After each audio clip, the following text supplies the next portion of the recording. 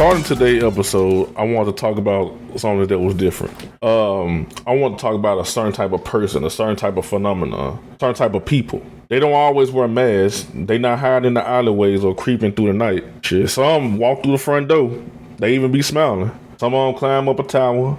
Some of them go to a school with a full backpack full of ammo. These not serial killers chasing victims one by one. These are mass murderer men, mostly who decided that one day will be their legacy. One day to make the headlines, one day to be feared, one day to be remembered. They come prepared, armed, focused, sometimes calm, sometimes shaken, but always certain. In minutes, everything changed. Like, the families be shattered, cities be shaken, and everybody asks the same question. Why? Why me? And why now? Today I'm gonna dig into America's darkest phenomena. A pattern of rage, excess, and silence. From the first post-war spree killer to the deadliest mass shooting in United States history. And I'm going to reflect on something that we need to face. My name is Ken Ledesma, and this is a new episode of TNE, the Nerdvana Experience. In this episode of TNE, I'm going to cover the topic of mass murder in Americas. And from what I researched, the relationship between mental illness and mass murder is one of the most polarizing and misunderstood aspects of modern criminal behavior. While it's often assumed that most mass murderers are mentally ill, the reality, most are not violent. Most mentally ill people are not violent. The reason I'm putting so much emphasis on it because one of the first things people want to say when mass shootings happen is the shooter had a mental illness. In fact, most mentally ill people are more likely to be victims than the perpetrators. So, in the cases of mass murderers, most of them are untreated, mistreated. They got poorly managed psychotic disorders. And most of the reasons why they, what's the word I'm looking for? Most of the reason why most of these mass shootings be happening because they have undiagnosed issues that they don't deal with. Most of them have underlying issues that haven't been dealt with, so to say. Many of these high-profile mass shooters have been documented throughout history having psychological distress. For instance, the dude, what's his name? Seong-Hee Cho from the Virginia Tech shooting. He was diagnosed with severe depression and selective mutism. And he had previously been declared mentally ill by a judge. Yet because his treatment status wasn't reported to national databases, he was legally able to buy a firearm. Going back to the Sandy Hook murders, Anna Lazar reported from the Asperger syndrome, OCD, and extreme social withdrawal condition, compounded by obsession with past mass shootings. Like, he had an obsession with mass shootings in the past, and he was fostered with a dangerous isolation. He was always by himself, had nobody around him at all times. Nicholas Cruz from the Parkland shooting had a long record of aggression, trauma, and behavior disorders, repeatedly flagged by peers and professionals without meaningful intervention.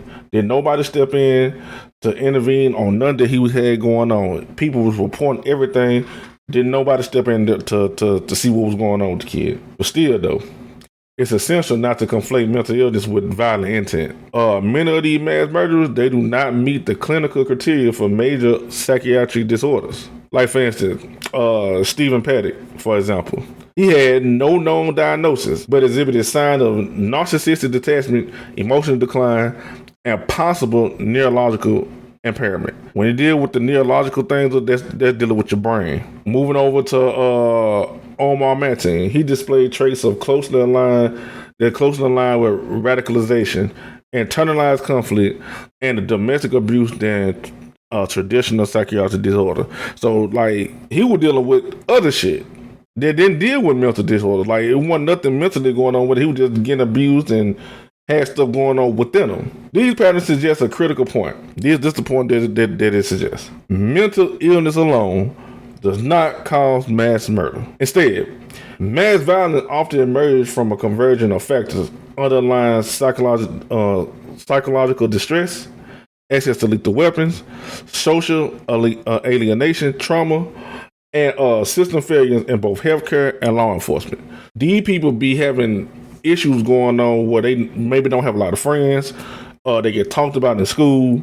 They dealing with abusive parents or guardians, and they have access to go buy these weapons and come and shoot up these places where all these children and stuff at. So after mass shootings, the public discourse often pivots to mental health, but it's not necessarily to improve services. Like most time when they reflect to mental health, it's because they don't want to deal with the deeper issue, like issues like gun access, community neglect. Shit. Ironically, even as mental illness is blamed, actual access to mental health care remains deeply inadequate in the United States, especially for young men. A demographic mainly behind these tragedies. Like most of these, if not all these mass shootings, it's been young men behind it. No matter what the race is, it's always been a man, and it's always been young, and always been somebody this young. More like it's really hard to put into words sometimes, because you can go to other countries and receive the proper hair care, no matter if it's health care or you need something for your mental health. You can always have access to the treatment that you need. But in America, if you don't have the dollar, well, you just gonna suffer in silence. It's really sad. It's really sad. But however, the stigma of mental illness in connection with mass violence can have some super damaging effects. Like, for instance, it discourages people from seeking help and reinforce a false narrative that mental illness equals danger. Just because somebody having a mental breakdown or dealing with mental illness don't mean they automatically have an interest in going out and hurting somebody. The reality is more complex. Not all mentally ill individuals are violent. I said that earlier. And not all violent individuals are mentally ill, which is also true. It's some people that go out there and do some of the most heinous crimes, but they mental capacity be okay. It don't be nothing wrong with it, other than the fact they just wanted to go do that. From what I read, mass murderers often operate in like a gray area where like a mental decline, resentment, disconnection, and access to weapons create like this perfect storm. It creates this perfect thing where everything lined up together for them to create a mass shooting. So, to reduce these incidents, a better understanding is needed, not just for mental health, but of early warning signs, interventions, gun reform, and community-based solutions.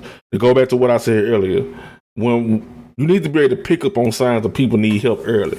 You know what I'm saying? Being able to access a gun so easily, especially so young, that's a problem. Gun reform, like, there's nothing wrong with owning weapons. I'm gonna tell you something. Guns don't kill people. People kill people. If you leave a gun sitting on the table by itself and don't nobody touch it, it's not going to go off and shoot somebody.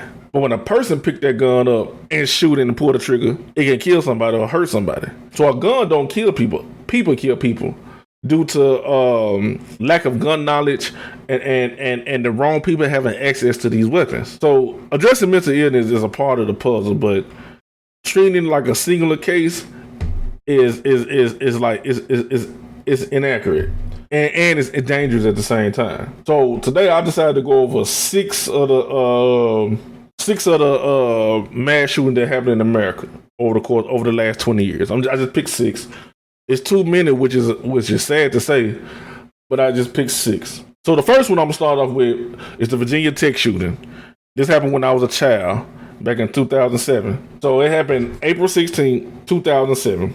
It was in Virginia. That's why it's called Virginia Tech shooting. And it was located at Virginia Polytechnic Institute. The shooter, I don't know how to pronounce his name. I always say it wrong, even though I know how to say it. It's Singong Cho.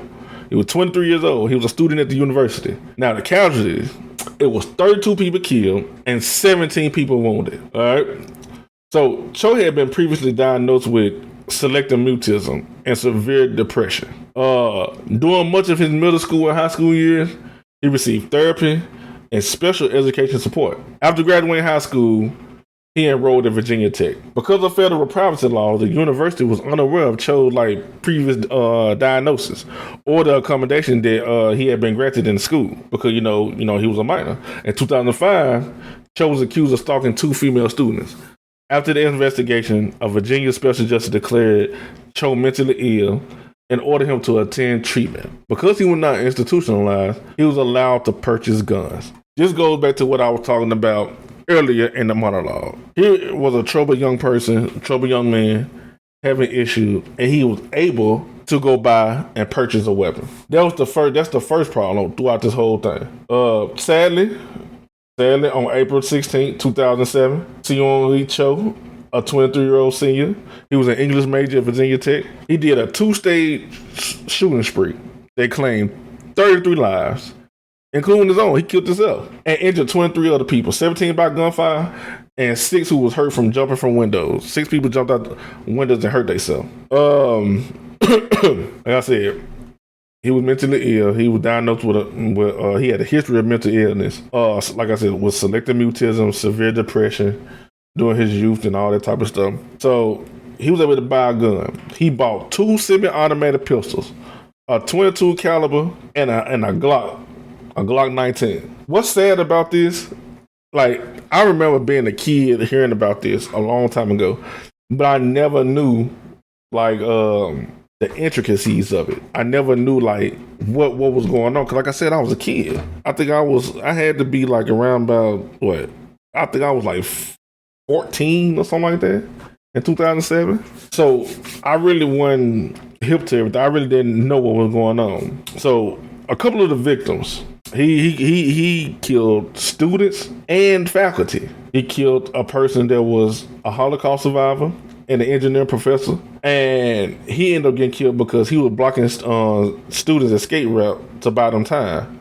He would try to like help people out the situation. Somebody by the name of Kevin Granada, he was an engineering professor. He was killed after attempting to help the students. A woman named Jocelyn Nowak, a French professor. She was in the Norris Hall of the Virginia Tech. She died while trying to barricade her classroom and shield students and dozens of others, including resident advisors and students in classroom and dorms. So, like, a lot of people died that day, and it is unfortunate. But look, check this out. He began by shooting 2 students, a dude and a girl, Emily and Ryan. They was on the 4th floor of West Ambler Johnston Hall. That's a dorm in Virginia Tech. He then went back to his dorm room, got some more ammo. He mailed like a package. They had DVDs. I think he had like 1 DVD, had some pictures and some writing detailing like the grievances that he held against the university. Like he felt some type of way, so he wrote all this shit down and he mailed it, and they had pictures and everything. He sent it to NBC News. So about 2 hours later, their first attack happened at 7:15 in the morning. So about 2 hours later, he did the second attack, which was around about 9:45. So about 2 hours later, Cho entered Norris Hall. He changed the entrance, like he put a chain around the doors, right? He put a chain around the doors, and he just started opening fire into the classroom and the stairwell. Over approximately 9 to 10 minutes, he killed 30 more victims, including professors and students.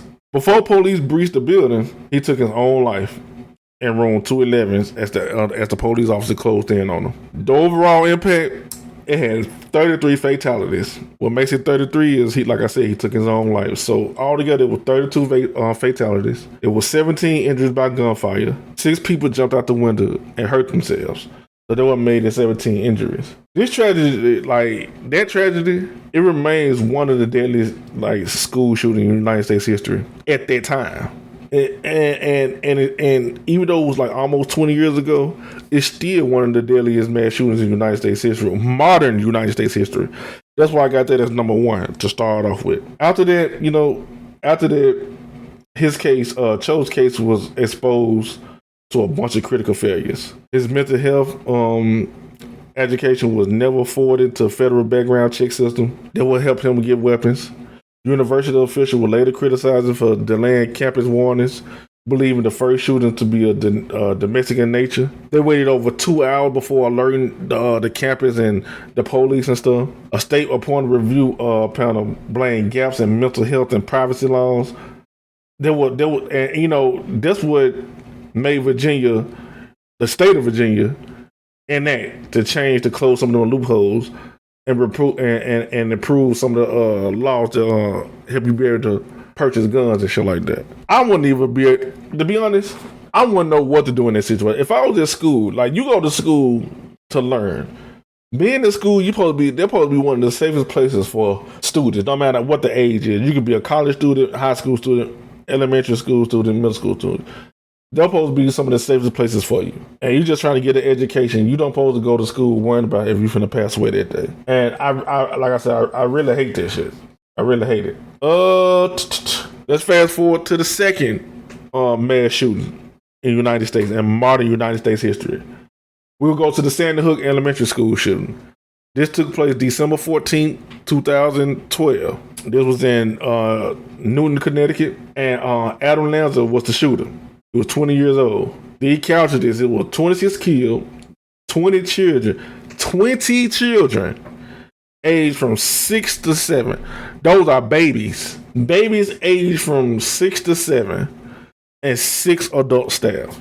On the morning of December 14, 2012, one of the deadliest mass shootings in United States history occurred at Sandy Hook Elementary School. The shooter, Adam Lanza, he began his rampage by first killing his mama, Nancy Lanza, in a home. He then drove down to the school armed with a Bushmaster rifle, a Glock handgun, and a 6-AR P226, all legally purchased by his mama. So he had his mama guns. Killed her with one of her guns that she purchased. See, this when you're a parent and you have weapons in your house, you're supposed to have access to them guns yourself and nobody else. So the fact that he was able to get access to his mama weapons and stuff like that, I don't care if he is 20, well, he was 20 years old. He shouldn't have access to his mama weapons. Around about 9:35 in the morning, Adam Lanza forced his way into a school by shooting through a glass panel near the front entrance. Within minutes, this man fatally shot 20 children, 20 babies, all aged from 6 or 7 years old, and 6 grown adult staff members. The principals, the school psychiatrists and teachers, a behavior specialist, and one more adult died trying to shield the children. They died protecting them babies. 2 of the staff members was injured, but they survived. Some of the students escaped by, hiding in classrooms and closets in the bathroom. Adam Lanza, he killed himself in the classroom around about 9:40 when the police got there. In total, 28 people died that day, including the shooter and his mama. Leading up to the attack, Adam Lanza, he exhibited signs of deep social withdrawal and mental health struggles, including Asperger's syndrome, which is now they consider that part of the autism spectrum. So now they trying to say he was on the spectrum and he had autism. And he had possible OCD tendencies. He had become increasingly isolated in the years prior, with his mama as his primary connection to the outside world. Investigation revealed he was obsessed with mass shootings, particularly the 1999 Columbine massacre, and had compiled detailed notes and data about previous incidents. This is another one of the tragedies that prompted what is called national debates on gun control. They had debates on mental health, school safety, and it inspired a movement like the Sandy Hook Promise, aimed at preventing gun violence through education and advocacy. Despite repeated legislative intent, federal gun reform efforts largely stalled. Though some states enacted stricter laws in response, most of them still just stagnant. It gun reform didn't go anywhere. And to sit back and think that, they trying to link, I understand he had mental illness and all that type of stuff, but to say that he had mental illness, he had autism and all that stuff is the reason why he went to this school and killed all them babies and killed them teachers is asinine. It might have it. Who am I to sit here and say that mental illness didn't have a role in what he did? Who am I to say that? But me personally, I believe that what he was going through in his life, he just didn't want to live no more. He decided to take it out on the wrong people instead of himself. He killed the only person in the world that loved him the most, his mama, and then proceeded to kill babies, and then killed himself. Move on to number 3. The Pulse nightclub shooting, June 12, 2016, Orlando, Florida. Omar Monteen was the shooter. It was the casualties, 49 killed, 53 wounded. The Pulse nightclub shooting was one of the deadliest mass shootings in modern United States history, and to date is one of the worst acts of violence against the LGBTQ community. It occurred early in the morning hours of June 12, 2016 in Orlando, Florida. It claimed the lives of 49 innocent people while injuring 53 others. That attack left a deep scar on the nation, and it drew global attention to the issues of gun control, terrorism, and the rights of the LGBTQ community. Omar Monteen, a 29-year-old citizen of Afghan descent. That's why they said it was like an act of terrorism, because he was Afghani. Born in New York and raised in Florida, he worked as a security guard for G4S Secure Solutions. This man had a history of erratic behavior. He had a history of domestic abuse and extremist views. Omar had previously been investigated by the FBI in 2013 and 2014 due to suspicious comments and alleged ties to terrorism, but he was ultimately cleared of all that. He legally purchased the firearms used in the attack. He got a MCX semi-automatic rifle and a Glock 17 9mm, and he had bought that Glock before the shooting, like shortly before the shooting. It said Omar had pledged allegiance to ISIS. People, I don't know if people remember ISIS, but ISIS is the Islamic State of Iraq and Syria. And during the 911 call made during the attack, although there is no evidence that he had any direct contact with the terrorist organization, they still called and said that ISIS had something to do with his motivations, right? His motivations appear to be a mix of extremist ideology, personal confusion over his own sexual identity, and possible mental health struggles. Witnesses and former acquaintances alleged that he had visited Pulse before and used gay dating apps, though these claims were never proven. So, like I said, this goes back to what I said earlier in the monologue. All mentally ill people are not violent, and not all violent people are mentally ill. This is just a case of conflicted sexual identity. He was into a whole lot of gay stuff, and he didn't want to admit that to himself. He didn't want to admit that shit to himself. And instead of just living in his truth, he decided to do some crazy shit. On the night of June 11th, 2016, the Pulse Club. Pulse is a nightclub for gay people. It was packed with more than 300 people enjoying a Latin night.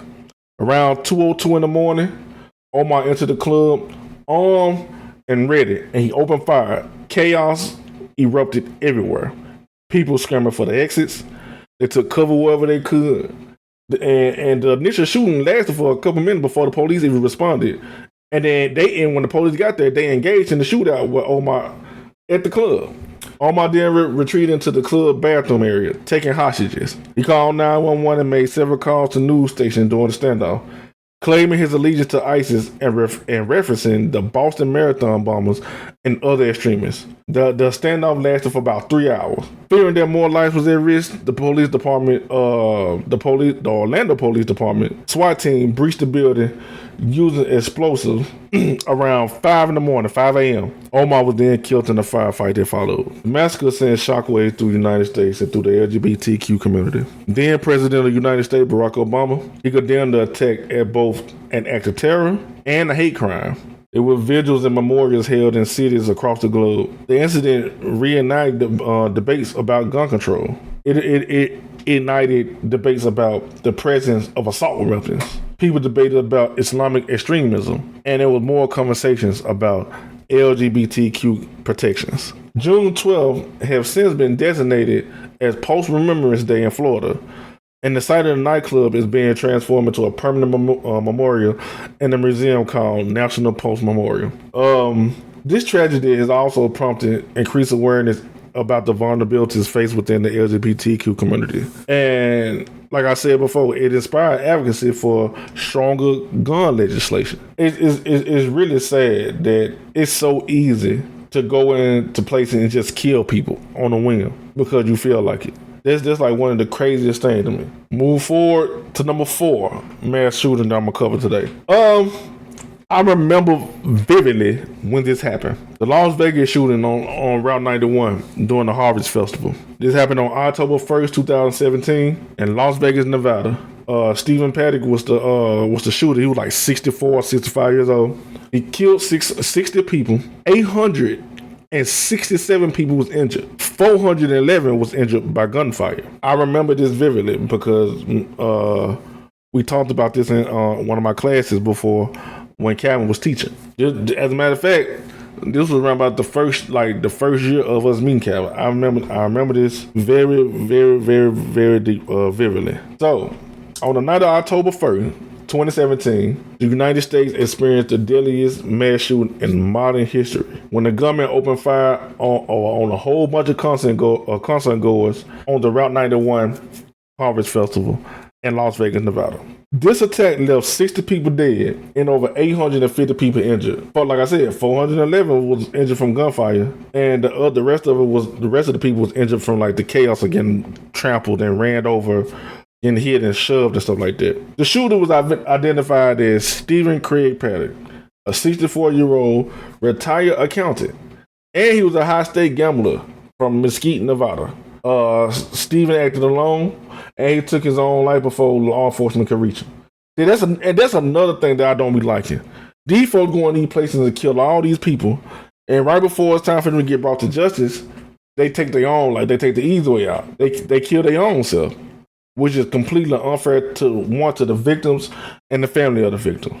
They take their own life. Stephen Paddock, he had no significant criminal history, and he was not known to law enforcement prior to the attack. He was financially well off. He had made money in real estate and gambling. He lived a quiet life in the retirement community. However, though, Paddock had reportedly become increasingly isolated and mentally unstable in the years leading up to the shooting. The investigators found out he had stockpiled an arsenal of weapons, including 24 firearms that he had brought to his hotel suite on the 32nd floor of the Mandalay Bay Resort and Casino. Most of these weapons were semi-automatic rifles, modified with bump stocks to simulate automatic fire, allowing for rapid shooting into the crowd below. The victim of the shooting ranged from the age of 20 years old to 67 years old, and it included people from across the United States who had traveled to Las Vegas for the country music festival. Among the 60 people who died, many were killed instantly by gunfire, while the others succumbed to injuries in hours and days that followed. Over 850 people was injured, not only from gunshot wounds, but from stampedes, falling debris from buildings, and other injuries sustained in the panic.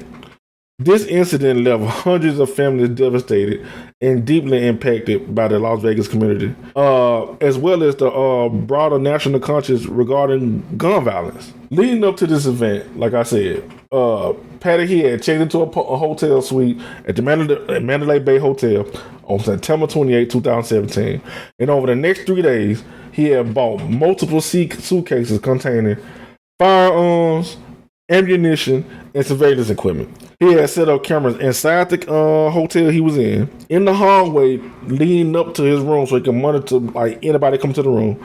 And on the evening of October 1st, around 22,000 people were attending the final night of the what is called the Harvest Festival, and he decided to just go on and end it all. Around 10:05, he began firing to the crowd from the broken window of his suite, using rifle equipped with bump stocks, like I said at first. He fired over 1,000 rounds during the span of about 10 minutes, creating panic and chaos. Many of the people who was at the concert, at first they mistook the gunfire for fireworks, but they realized they was under attack. It was many hero acts of bravery emerged as strangers helped one another to safety. Medical professionals tend to the wounded, and off-duty police officers assisting in crowd control. The shooting ended around about 10:15. So the SWAT team went to Paddock's room approximately 1 hour later and found him dead from a self-inflicted gunshot wound. To this day, no motive was ever definitively determined, and the FBI concluded in 2019 that Paddock acted alone and was not motivated by political or ideological beliefs. And many believe that he had been driven by a complex combination of mental deterioration, desire for notoriety, and like personal issues. Man, the aftermath of that shooting left hundreds of families mourning. And again, the debate of gun control came up, specifically focusing on the legality of bump stocks, which were later banned by the Bureau of Alcohol, Tobacco, Firearms, and Explosives, the ATF, under the Trump administration in 2018. The victims and families of the deceased received support from the Las Vegas Victim Fund, which raised more than $31 million. The Mandalay Bay, at that time, they had temporarily closed the 32nd floor, and the Route 91 Harvest Festival has not returned in its original form. It's been years since that happened. It's been countless documentaries, it's been books, it's been plenty of people advocating publicly, there's been memorials, and still, to this day, years later, almost 10, that happened in 2017, almost 10 years later, it's still not the same down there in that part of Las Vegas. Because, like I said, those people died, 60 people died, and over 800 people was hurt that day. It'll never be the same down there in Las Vegas again. Never. All right, number 5. We're going to talk about the Parkland shooting, right? The Marjorie Stoneman Douglas High School shooting. That's basically what it is. This happened on February 14, 2018 in Parkland, Florida. Nicholas Cruz was the shooter, and with the casualties, it was 17 killed and 17 injured. So far, I went over 4 mass shootings. All of them had the same thing in common. It was linked to some type of mental disorder, the lack of gun control legislature, and each one of them people killed themselves, except for Omar. He died in a shootout with the police. But all of them died. So let's get into this Parkland shooting.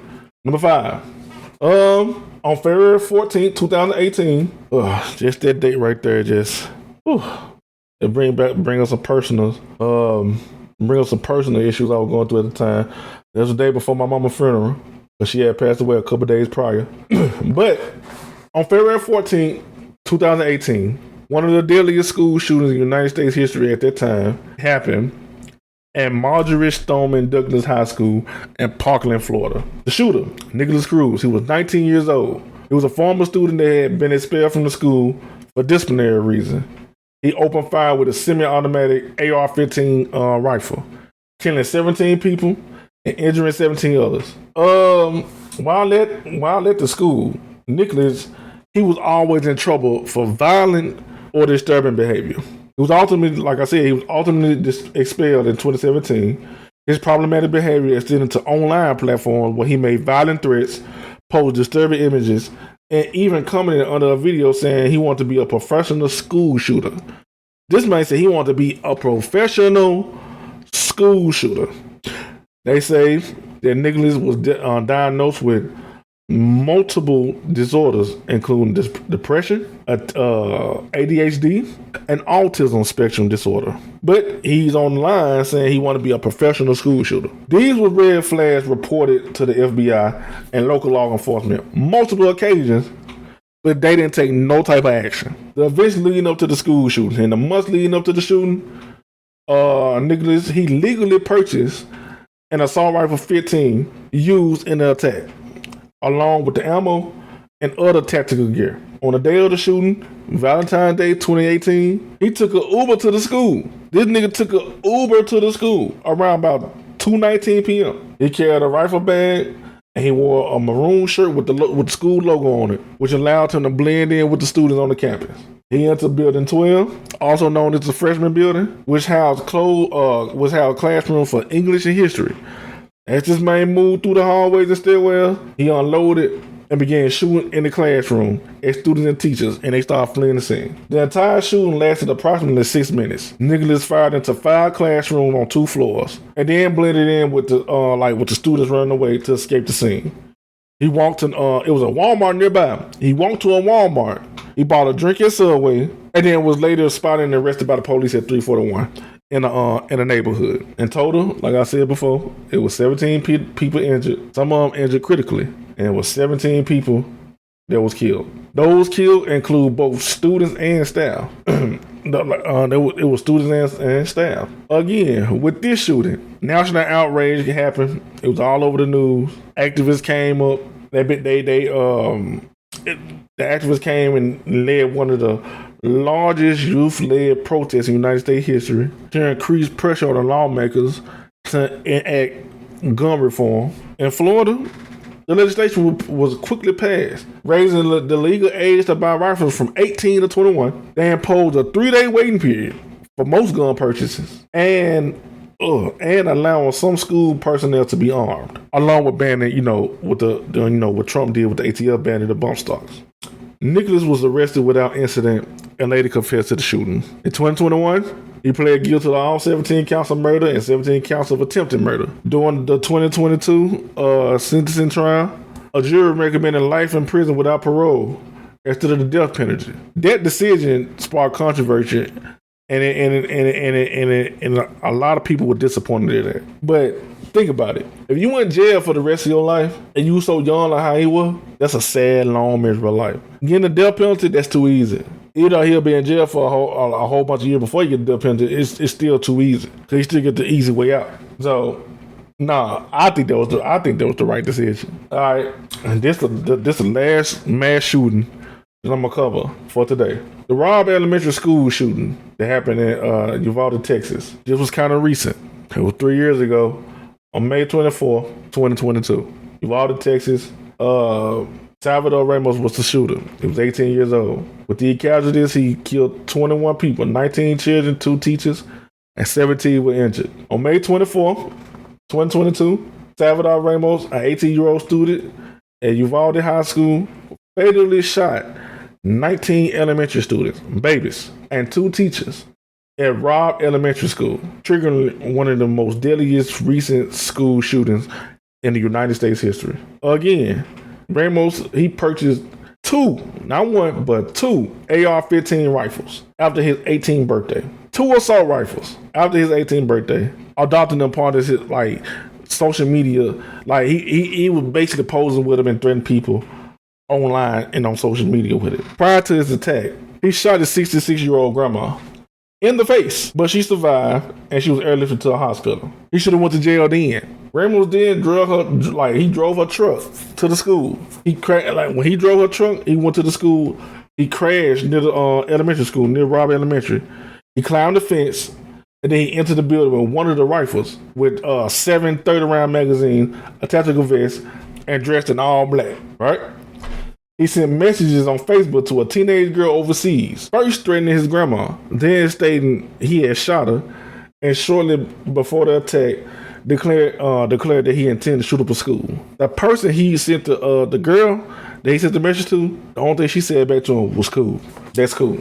I'm like, the fuck? Around 11:28 in the morning, 11:28 a.m., Ramos, he crashed he crashed into a ditch outside the school, and then he entered that junk.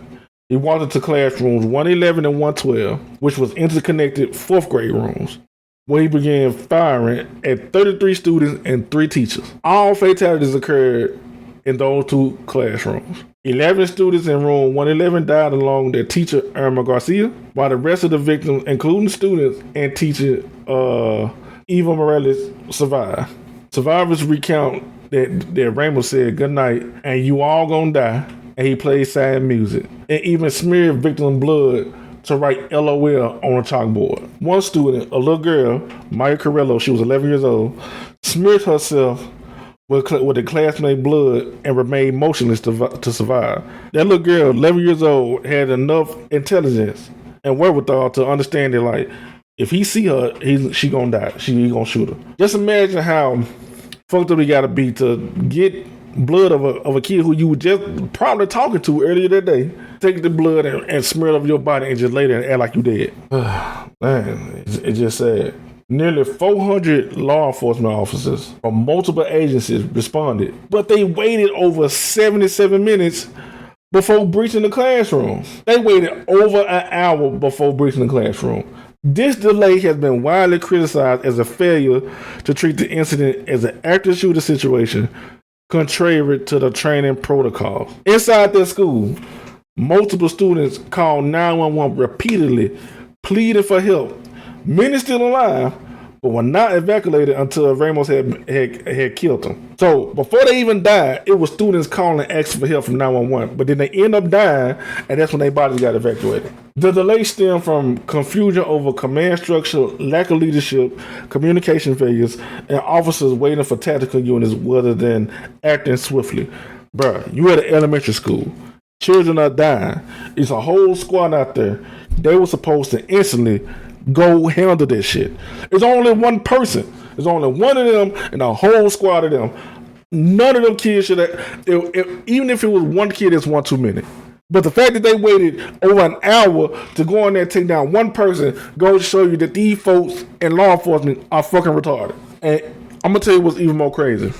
They try to say, mental issues and all that type of shit. But this man had a history of bullying kids, causing emotional disturbances. People said that he hold grudges for long periods of time. It was people saying that he was trying to earn the nickname school shooter. This man posted pictures of him with assault rifles. He was in Instagram group chats talking about he finna shoot up the school. Like I said, he sent a message to the girl. On March in 2022, he posted a cryptic remark like 10 more days, and then discussed buying a gun in the group chat on Instagram. People asked him if they were like, "Hey, do you plan on shooting up a school or something like that?" He denied it, but then he started hinting at it like maybe, like, bro. All this shit could have been, bro. When these folks were reporting him to the FBI and all the police, they should have did something. When the police officer finally breached their school after 77 minutes, they gunned him down. He died. A federal report released in January of 2024, last year, outlined law enforcement and medical response failures, and they recommended reform to prevent such delays in the future. The Department of Justice in May 2025 of this year, the City Council approved a $2 million settlement with the victim families over mishandled response. Funds are being used to improve training. May 24th is memorialized as Remembrance Day to establish what happened on that tragic day. I'm gonna tell you what I observed across all these cases. Most of all, out of the 6 cases that I talked about today, only one was 60 years old. Only one, and that was the shooter from the Route 91 shooting out there in Las Vegas. But most of these shooters was male, under the age of 30, and have had known behavior or mental health issues. Legal gun access was a common thread, and they often involved buying semi-automatic weapons. Many of these shooters have left behind manifestos posted online, or they had signals or signs before they did their attacks. Right? And lastly, each one of these cases reignited national debates on mental health, gun laws, law enforcement, and it had massive media coverage. The main reason I decided to talk about this today, I watched a documentary on the failure of what was it called? The failure of law enforcement responses. And most of the things I'll read, like, it'd be sometimes where a woman being distressed and getting beat up by her boyfriend or somebody or a male, and the police will get called, and by the time they make it there, because they took so long, the girl be severely hurt, or she end up losing her life due to poor response time. And I was watching that documentary, and a lot of response time shit came up with the mass shootings. So I'm like, you know what? Let me go and look at the most recent mass shootings in America. See what they had to do with mental health. See what they had to do with police response time. So that what made me start researching and start doing my research on this episode. But to all those people, all those children, all those people that passed away during those unfortunate events, may they continue to rest peacefully. May they continue to rest in peace, especially those children, those babies. Not saying that those kids' lives are worth more than the adult lives, but they're not. But rest in peace to those children, to everybody. It needs to be more talk about mental illness involving these people's actions. Because I'm finna say something. This just me of what I think. There's no proof behind it. There's no science behind it or nothing. This just what I think. Me personally, what I think. I think these niggas who went to these schools and shot up these schools were losers. They didn't have no type of social life. People didn't really like them for real because they were doing some weird shit. And they took their frustrations of being lonely and being isolated out on everybody, and then took the sucker way out and killed themselves at the end. That's some whole shit. Now that's just how I feel about it. Like I said, ain't no proof behind it, ain't no science behind it. It's just what I feel. And like I said, hopefully in the future, gun laws become stricter. It's on the right path to like certain things getting banned, like switches and bumpers and all that type of stuff. But it need to be more stricter. And like I said, recipes to everybody who died in those tragedies. As always, at the end of every episode of TNE, the Nerdvana Experience, I always say, I appreciate everybody who listens to TNE, the new listeners and the reoccurring listeners. I appreciate everybody who take their time out to listen to what we got to talk about. And until next time, peace.